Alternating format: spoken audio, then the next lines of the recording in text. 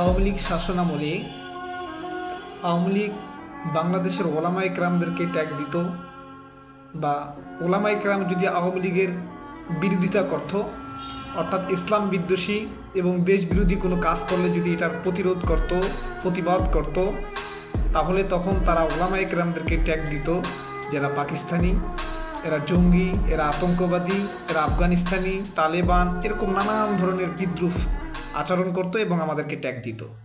কিন্তু আমরা কখনো দেখি নাই বা ইতিহাসে এরকম নাই যে এত ওলামায়ে কেরামকে অ্যারেস্ট করা সত্ত্বেও কখনো আফগানিস্তান, পাকিস্তান, উজবেকিস্তান, কাজাকিস্তান এবং মিডল ইস্ট অর্থাৎ মধ্যপ্রাচ্য থেকেও কখনো কোনো হুমকি স্বরূপ দেয় নাই।